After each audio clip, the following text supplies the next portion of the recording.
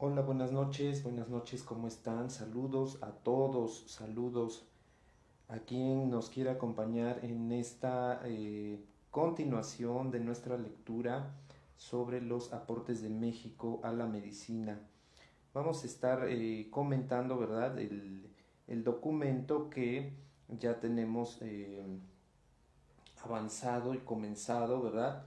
Eh, sobre los aportes de México a la medicina. Entonces, vamos a continuar con la novena parte, con la novena parte de nuestro documento Aportes de México a la Medicina. Entonces, pues vamos a ver, voy a dar unos minutitos a ver quién se conecta, quién nos quiere escuchar el día de hoy en esta novena parte de nuestro documento. Y bueno, ya veo a alguien ahí, no sé quién sea, pero pues muchas gracias, gracias por conectarte, por estar en en este audio que vamos a comenzar el día de hoy. Es la novena parte que lleva por título Dos agudas polémicas. Ya en el audio anterior pues ya vimos algunas partes muy importantes, ¿verdad? Sobre las plantas medicinales, vimos el uso del tabaco, ¿verdad? Vimos también los medicamentos animales, también se hablaba sobre el caso de la cola de tlacuache, ¿verdad? Como también se utilizaban en algunos casos la sangre, el cerebro, la piel, los cuernos y las uñas, inclusive hasta el excremento de algunos animales, ¿verdad? Con fines terapéuticos. Bueno, eso lo vimos en el audio anterior, en la parte 8, y hoy vamos a estar viendo la parte número 9, eh, pues que también, ¿verdad? Es importante esta parte que también tenía nuestra medicina, ¿verdad? En la cuestión, pues por decirlo, adivinatoria, ¿verdad? Porque pues los médicos españoles no comprendieron la medicina mexica, eh, porque pues no estaba en el contexto de ellos. Entonces vamos a comenzar con el capítulo número 9 que se llama Dos agudas polémicas. Dos agudas polémicas. Tiene por título este capítulo 9 y vamos a comenzar. Hay dos personas, les agradezco que se conecten. Dice, seguramente una de las controversias científicas más ásperas relacionadas con la conquista giró en torno del origen de la sífilis. Durante muchos años se debatió si los españoles trajeron la enfermedad al Nuevo Mundo o si la llevaron de regreso a Europa. En realidad la sífilis ha sido una enfermedad vergonzante, ¿verdad? Que ha llevado a las autoridades científicas de muchos países a realizar estudios científicos eh, y esfuerzos, ¿verdad?, sensibles por ubicar su origen, entre otras apreciaciones. El hecho de que la primera epidemia de sífilis haya tenido lugar poco después del descubrimiento de América por los europeos hizo mucho por fortalecer la teoría de que el padecimiento provenía del Nuevo Mundo. Gabriela Romano, gracias, gracias por escucharnos. El esquema epidemiológico que crearon los médicos de principios del siglo XVI fue el siguiente. Los marineros de Colón trajeron el Treponema pallidum a Barcelona, donde se produjo el primer foco del mal de bubas. Sífilis es un término culto que data del siglo XIX. Soldados barceloneses enviados a Nápoles habrían sido los indicadores o iniciadores, ¿verdad?, de la primera verdadera epidemia europea del mal en esa ciudad.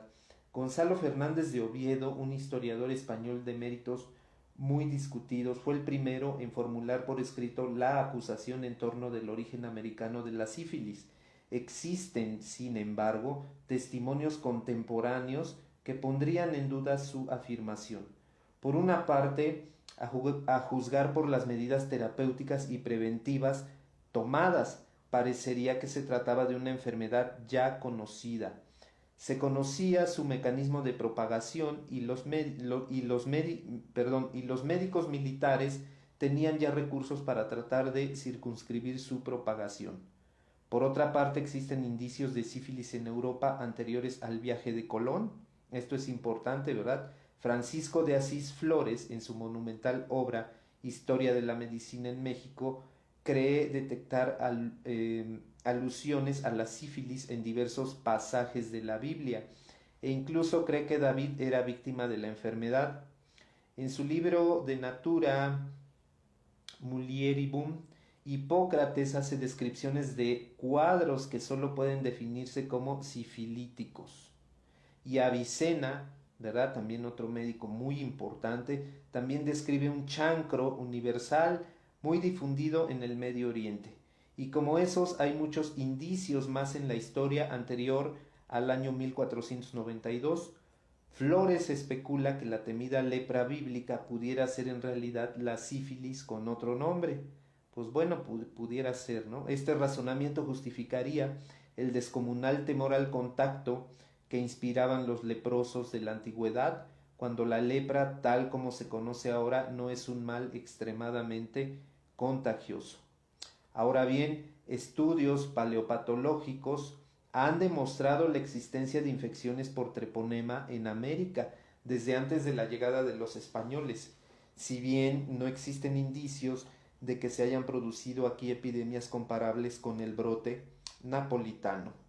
Otro aspecto también hizo pensar en un posible origen americano de la sífilis fue el hecho de que los mexicas hubieran estudiado la enfermedad y tuvieran no uno, sino varios remedios. Esto es importante.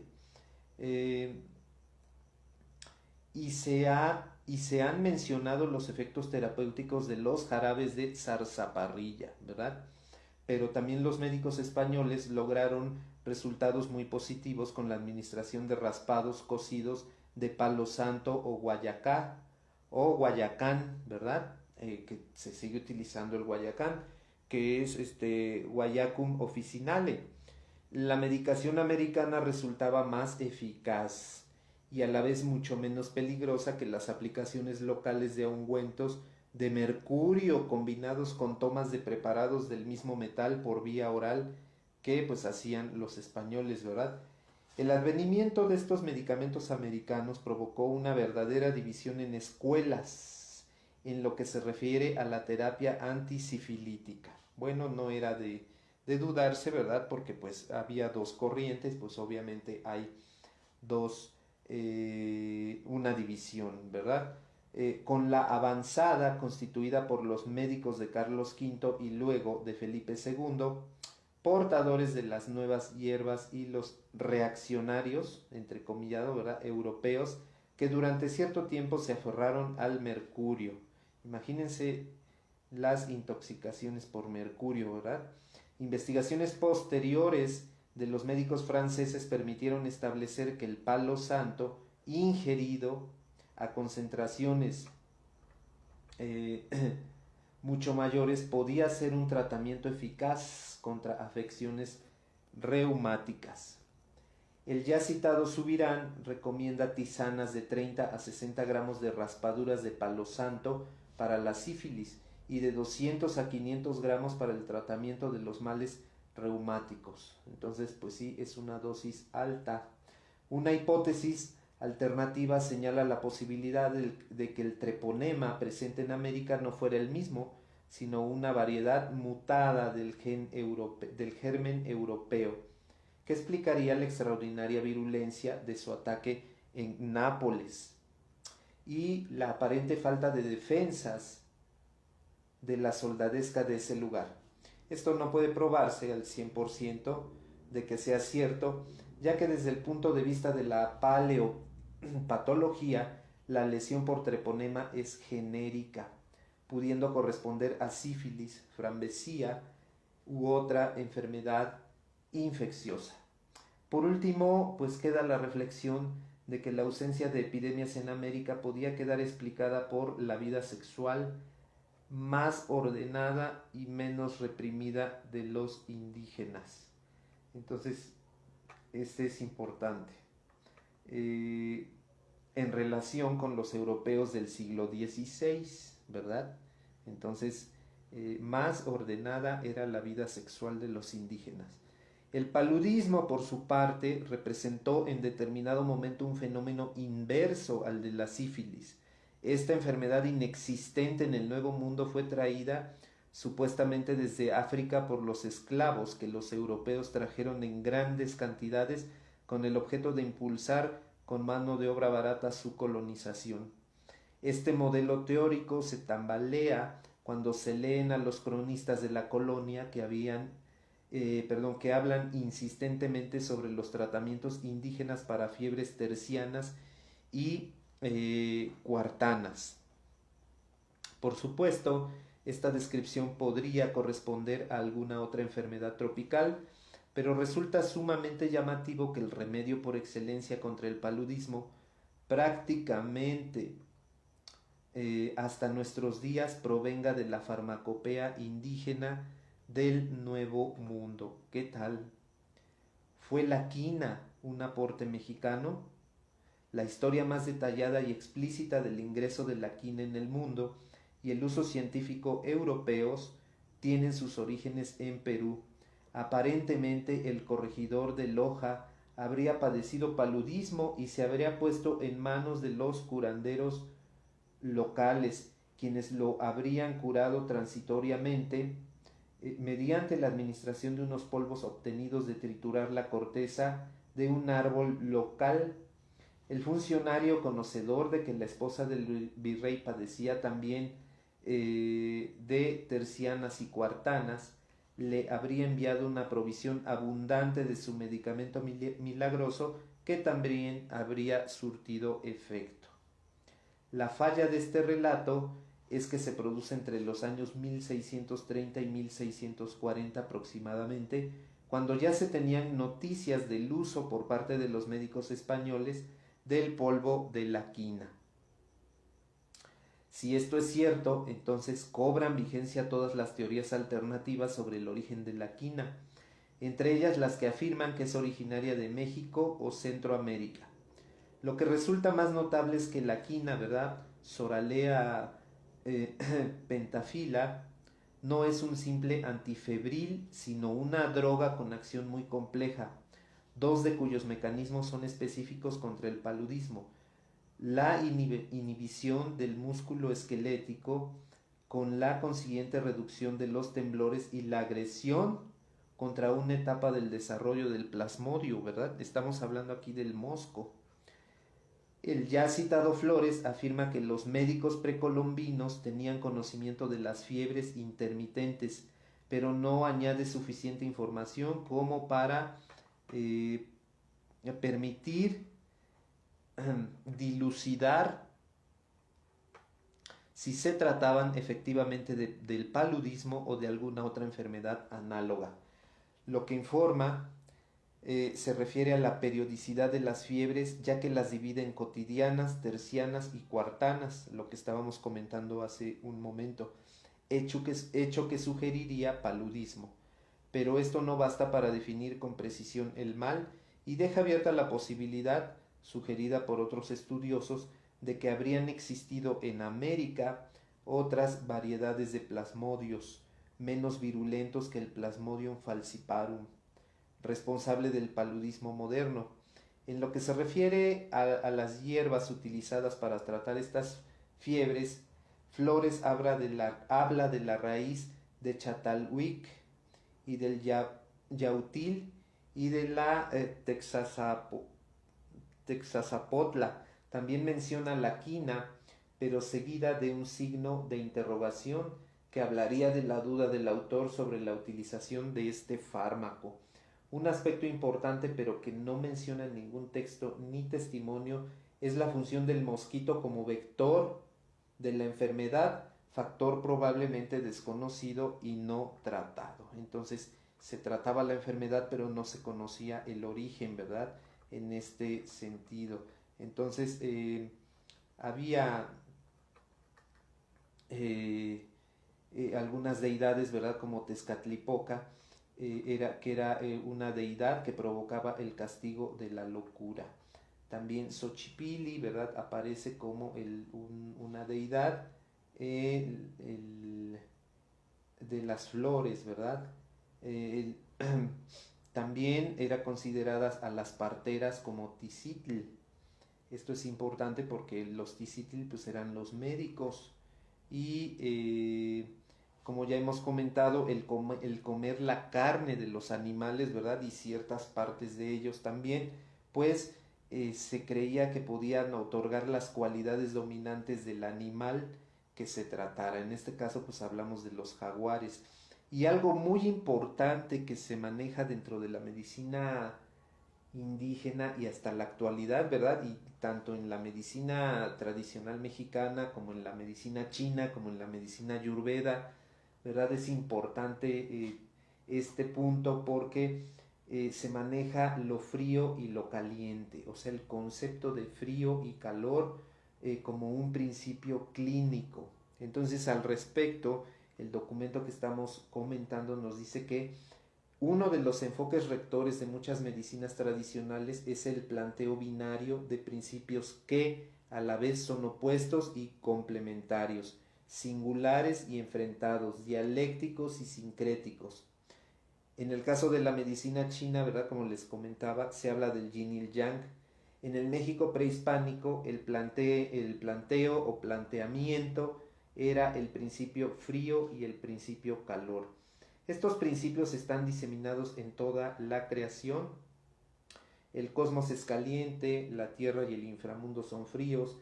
Las deidades que representan a uno y a otro ostentan a su vez sus principios, a pesar de que existen excepciones.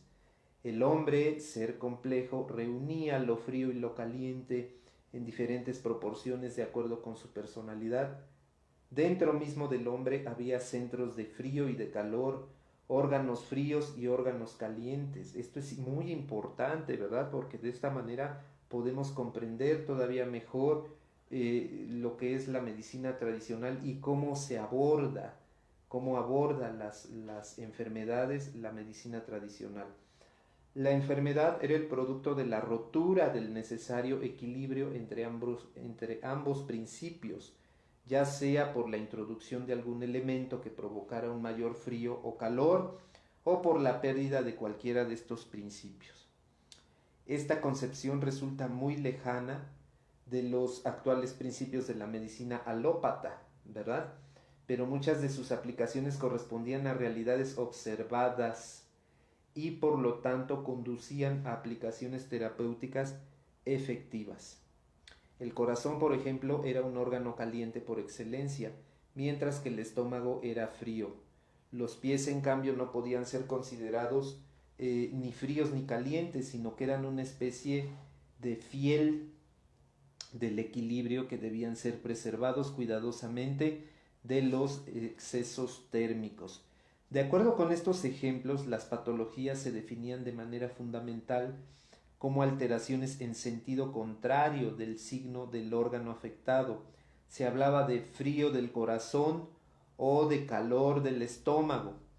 Esta clasificación y su empleo han conducido al manejo de conceptos bastante difíciles de comprender por parte del médico occidental, ¿verdad?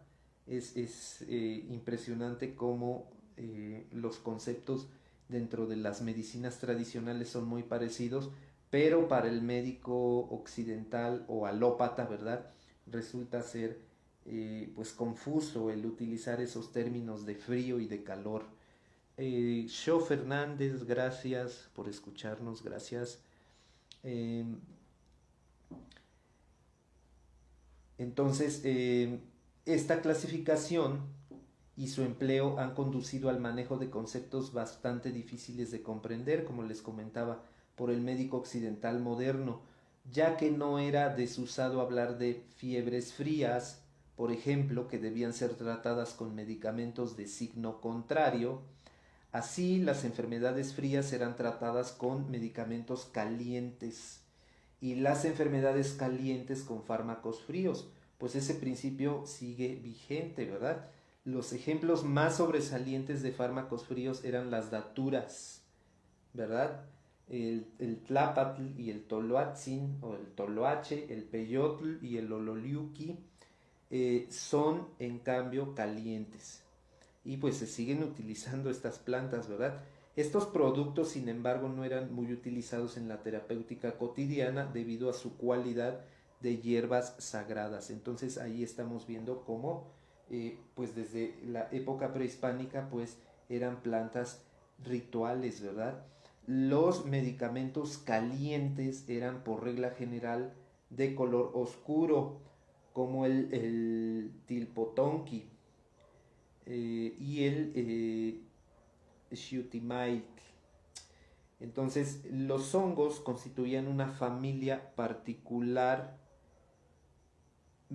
difícil de clasificar de acuerdo con la convención frío-caliente porque reunían características de ambos principios y podían ser utilizados en un sentido o en el otro. Y esta combinación era parte de su esencia divina. Entonces, todo lo rescatable de este capítulo, ¿verdad? Pues es la concepción que ellos tenían, bueno, independientemente de lo que se comentó referente a la sífilis, ¿verdad? Su origen y demás, así como el paludismo, pero lo importante es este complejo sistema frío-calor, que es lo que rige la medicina tradicional mexicana. Entonces este concepto es muy importante que se tenga claro, pues para los que nos dedicamos a esta medicina tradicional, ¿verdad? Incluso pues a la herbolaria, a la eh, pues fitomedicina, ¿verdad? O fitoterapéutica, pues también es importante conocer este punto de vista porque pues hay que observar de que se está tratando tal o cual desequilibrio, si es por frío, si es por calor, es muy muy importante. Ya en la actualidad como que no se le da mucha relevancia, pero pues es fundamental. Medicina, sistemas médicos tradicionales como el chino y el ayurveda, ¿verdad? Que son de los más importantes, también el mexicano, este, le dan prioridad al frío y al calor. Entonces, en la medicina china pues se habla de climas, ¿verdad? Entonces, también en la medicina ayurveda se habla del fuego. Entonces, son importantes estos conceptos que se vienen manejando porque de alguna manera coinciden, ¿verdad? Y muchas de las terapéuticas son muy parecidas, curiosamente, ¿verdad?, entre los tres sistemas médicos tradicionales. Entonces, es importante que conozcamos parte de lo que México aportó al mundo en materia de medicina. Y en este documento, pues bueno, lo estamos exponiendo desde pues el origen prehispánico, ¿verdad? Es importante que conozcamos el origen y cómo ha ido evolucionando esta parte, ¿verdad? En la medicina. Entonces, bueno, pues queda prácticamente ya la conclusión, pero esta conclusión está un poco larga, ¿verdad? Pero esta la vamos a estar ya terminando el día de mañana en una 10ª parte. Entonces, este texto pues lo dividimos en 10 partes para que ustedes también no saturarse con tanta lectura y que lo puedan escuchar en el momento que quieran. Recuerden que están ahí los audios en donde dice videos, en el grupo, ahí donde dice videos, se van ahí, le pican y ahí van a encontrar los audios que llevamos referentes a esta lectura. Está de verdad muy interesante y va a ampliar el panorama sobre cómo se ha venido dando esta evolución en la materia de medicina de México hacia el mundo. Y bueno, pues les agradezco mucho su atención. A Sho, veo ahí a Lourdes Pulido, Gabriela Romano y algunos otros que entraron y salieron. Pero bueno, les agradezco mucho que se hayan desvelado un poquito. Y nos vemos ya en la conclusión de este documento. Que descansen y que tengan un buen viernes. Un buen viernes. Y Sho Fernández, igualmente Sho, gracias por escucharnos. Un abrazo a todos y nos vemos ya el día de mañana con la conclusión de este documento. Muchísimas gracias.